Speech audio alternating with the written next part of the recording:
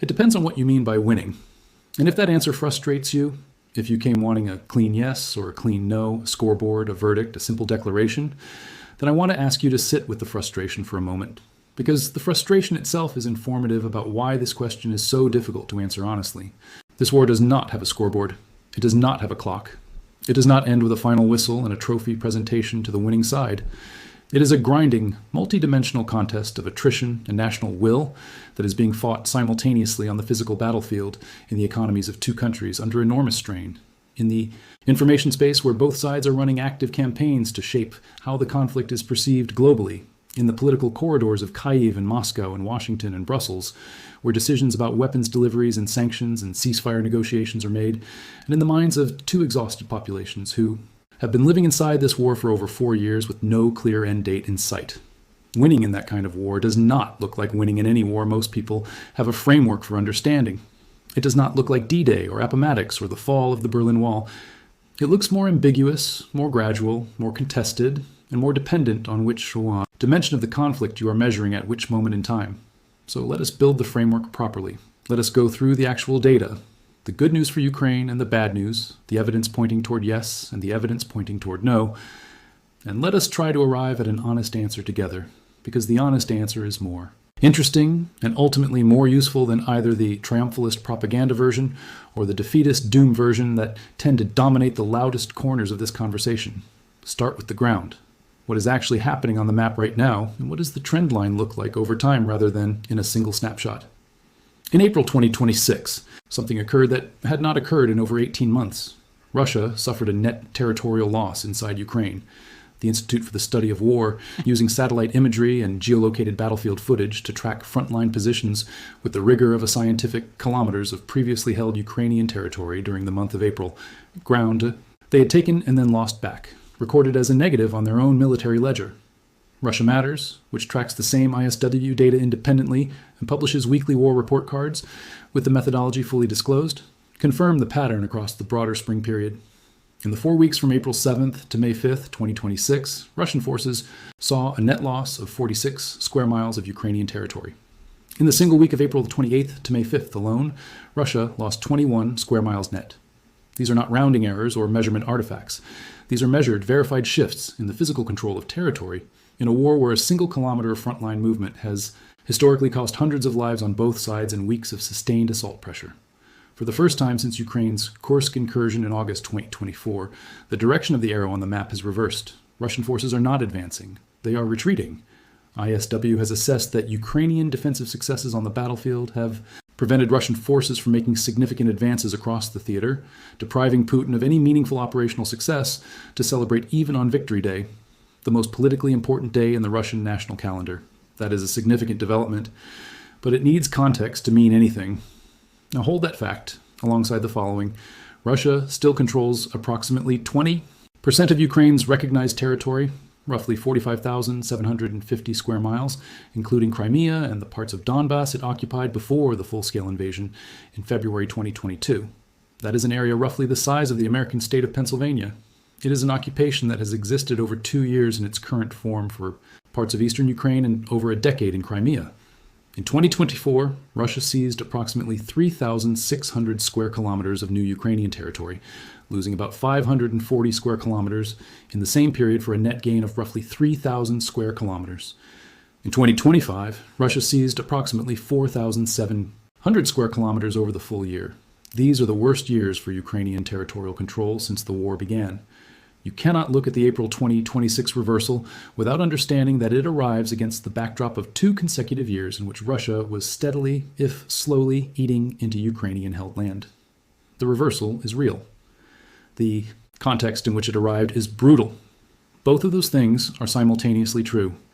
Now look at the cost Russia has paid for those territorial gains, and the picture becomes considerably more complicated for Moscow than the map alone suggests.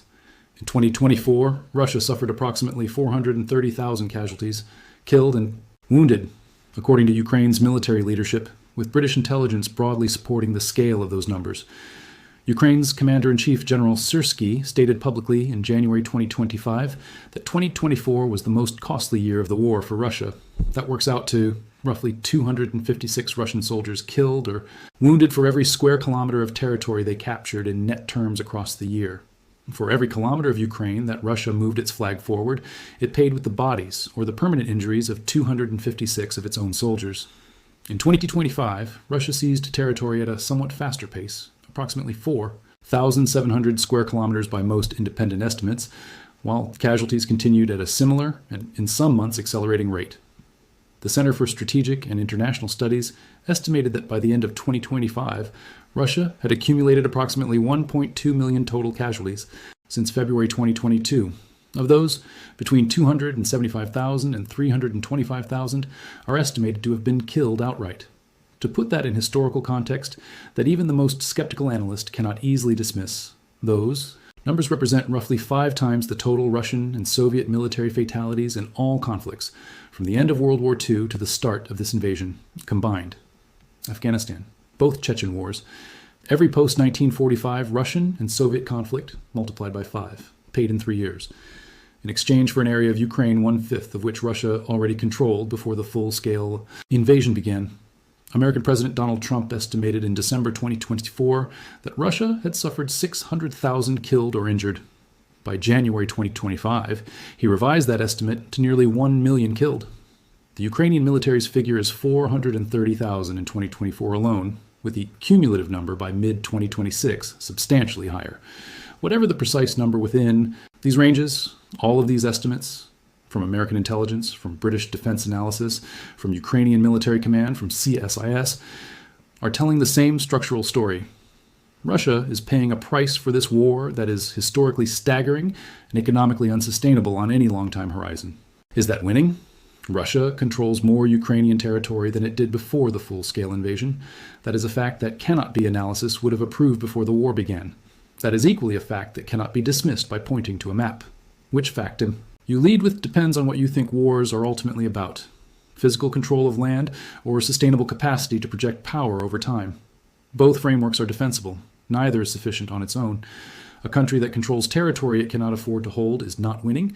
A country that has kept its enemy from its stated goals but cannot reclaim its own land is not winning in any conventional military sense either. The honest analyst holds both facts at once and resists the temptation to resolve the tension prematurely. Look now at what Ukraine has achieved in the domains that are harder to see on a map, but may ultimately matter more than any single month's territorial calculation. Start with the Black Sea, because the Black Sea story is one that the standard coverage of this war has consistently undertold. Ukraine entered this war with essentially no meaningful navy.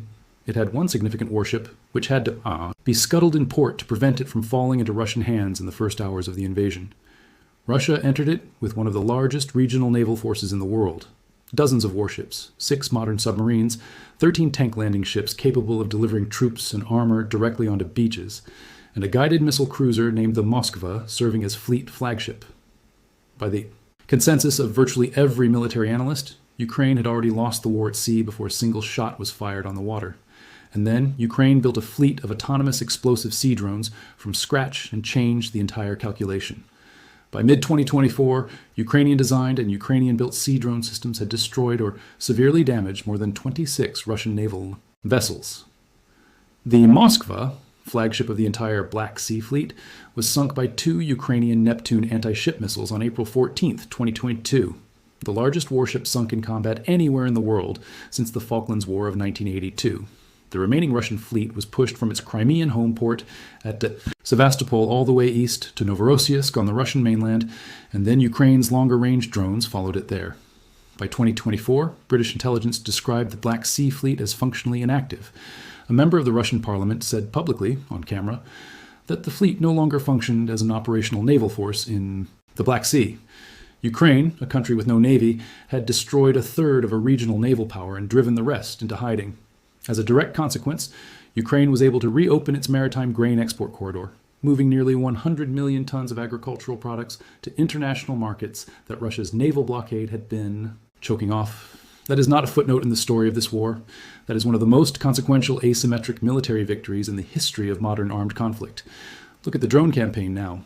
Ukraine intercepted 92% of Russian drones in March 2026, compared to 50 to 60% in the spring of 2025. A dramatic improvement in air defense performance in less than a year, achieved through a combination of electronic warfare upgrades, new interceptor drone systems, and tactical adaptation at the unit level. Simultaneously, Ukraine launched more long-range drone strikes against Russian territory in March 2026 than Russia launched against Ukraine in the same period, deploying over 7,000 long-range systems in a single month, reaching targets won. 1,750 kilometers inside Russia in the Komi Republic, the deepest confirmed Ukrainian strike of the entire war. It struck Baltic oil export terminals at Ust-Luga and Primorsk, causing naphtha exports to fall 70% in a single week. It struck refineries near Moscow, in Tatarstan, in Bryansk. It struck Shadow Fleet tankers in the Black Sea and in the Mediterranean 2,000 kilometers from Ukraine. In a single week at the end of March 2026, Russian oil exports fell 43%, from 4 million barrels per day to 2.3 million, at an estimated cost of $1 billion in lost revenue for those 7 days. This is not a military campaign. It is an economic siege conducted with drones. And it is working. Russia's mineral extraction revenues, boosted by the Iran war oil price spike, doubled in April 2026. But Ukraine's campaign to destroy export infrastructure simultaneously was estimated by Ukraine's Defense Minister Fedorov to be costing Russia an estimated $150 million per day in revenue losses from damaged facilities. The two forces running in opposite directions, high oil prices giving Russia a windfall, Ukrainian strikes destroying Russia's ability to fully capture that windfall, define the economic dimension of a war that has layers most daily coverage never reaches. Ukraine's mid-range interdiction campaign more than doubled between February and March 2026, reaching 288 recorded raids against Russian logistics nodes, supply convoys, fuel depots, and command infrastructure deep behind the front line. Russia's average daily territorial gain in the first quarter of 2026 fell to 2.9 square kilometers per day, down from 976 square kilometers in the same period of 2025. Still, a collapse of more than 70% in the rate of Russian advance in a single year. Ukraine's innovation ecosystem is producing drones at industrial scale, heading towards 7 million systems annually across aerial, ground, and maritime categories. 25,000 unmanned ground vehicles are being contracted in the first half of 2026, alone with the stated goal of shifting 100% of frontline logistics onto robotic systems. The military technological dimension of this war is moving in Ukraine's direction with a momentum that was not visible 18 months ago and is now visible in the data of every independent organization tracking the conflict. And yet, Ukraine has lost approximately 10 million people to displacement, roughly a quarter of its pre-war population either internally displaced within the country or living as refugees scattered across Europe, unable or unwilling to return to a country still under aerial bombardment. 90% of its thermal power generation capacity has been destroyed by Russian strikes targeting energy infrastructure across every major region. The country operates its electrical grid at roughly 1/3 of pre-war capacity. Rolling blackouts, disrupted water supplies, and heating systems that cannot be relied upon have been a feature of daily life for Ukrainian civilians through multiple consecutive winters. The United Nations Office for Human Rights confirmed that 2025 was the deadliest year for Ukrainian civilians since the full-scale invasion began, with a 31% increase in civilian casualties compared to 2024, driven by intensified Russian long-range weapon strikes. The deadliest single attack of the year came on November 19, 2025, when Russian weapons struck the western Ukrainian city of Ternopil, killing 38 civilians, including 8 children. Ukrainian military casualties across the entire war are estimated between 400,000 and over 600,000 killed, wounded, or missing. Devastating losses for a country of 44 million people that was already facing demographic challenges before the war began. The infrastructure cost of rebuilding Ukraine after the war is estimated at hundreds of billions of dollars that will take years, enormous international financing, and sustained political commitment from allies, who have their own domestic pressures and short attention spans. These are not abstract numbers on a strategic ledger. They represent individual human lives, families permanently fractured, cities that will take a generation to rebuild, and children growing up in a country whose entire conscious existence has been defined by war. You cannot look at Ukraine's military achievements without holding all of that simultaneously. The country is paying for this war in a currency that does not appear on any battlefield assessment or drone production graph. So where does the honest answer land? Here is the most precise version that the available evidence as of May 2026 can support. Ukraine is not losing this war in the sense that it has not been conquered, has not collapsed, and has not capitulated. Ukraine has prevented Russia from achieving the stated objectives with which it launched the invasion, the overthrow of the Zelensky government, the subjugation of the country as a political unit, the erasure of Ukrainian national identity. The Geneva peace talks in February 2026 collapsed after 2 hours on their second day, with Russia launching missile strikes on Ukrainian cities on the opening day of the negotiations. A pattern that ISW assessed as indicating Russia's strategic narrative was increasingly decoupled from its battlefield reality, and that its cross-border raids were primarily cognitive operations designed to shape negotiations rather than achieve military breakthroughs. By that measure, and it is a significant measure that predates any specific territorial calculation, Ukraine has already won the most important battle of the war, the battle for its own existence as a functioning independent state. Russia set out to eliminate Ukraine. Ukraine is still here, still fighting, still governing itself, still innovating faster than any other military on Earth, still in the conversation as a candidate for European Union membership, still commanding the loyalty of a population that has had 4 years of evidence about what Russian occupation looks like and has consistently chosen to resist it. The thing Russia most wanted to prevent has happened. Ukraine survived. Whether that survival translates into something recognizable as conventional military victory, whether the April 2026 territorial reversal deepens, whether Ukraine can sustain the drone production and robotic logistics revolution long enough to materially change the frontline picture, whether a negotiated settlement produces terms that compensate Ukraine for the blood and infrastructure it has lost, none of those questions have answers yet. The Trump-brokered 3-day ceasefire and prisoner exchange around Victory Day in May 2026 suggested that a negotiated end was at least being discussed in terms that both sides would participate in, however grudgingly. Whether the terms of such a settlement would represent a Ukrainian victory, a Ukrainian defeat, or an unresolved draw would depend entirely on what those terms contained. And as of this recording, those terms are not yet known to anyone who is speaking publicly. On Russia's side, the economic pressure is accumulating in ways that cannot be offset indefinitely. Russia's GDP grew by just 0.6% in 2025. A labor shortage of over 1.5 million workers is hollowing out the productive economy. Latvian intelligence estimated Russia had spent an additional $130 billion navigating Western sanctions over 3 years. The country is running deficits, drawing down sovereign wealth funds, and watching its long-term competitive position in technology and trade erode at a pace that no temporary oil revenue windfall can reverse. Inside Russia, the political signs that something is cracking are multiplying in ways that would have been unthinkable 2 years ago. A top Kremlin propagandist predicted Putin's downfall on camera. A celebrity blogger with 1.5 million likes told the president his officials are lying to him. The Victory Day parade was scaled back to its smallest in decades, with all 5 Central Asian presidents absent. Putin is spending weeks in underground bunkers in Krasnodar, described by European intelligence as acutely afraid of a drone. Assassination from within his own government. Russia's former defense minister has been labeled a coup risk in a leaked intelligence dossier. These are not the characteristics of a country that is winning a war. It started with the explicit intention of winning quickly. What is winning? Ukraine is winning the right to still be asking that question. It is winning the technological war, the naval war, and the economic attrition contest at a pace that is finally beginning to register on the map.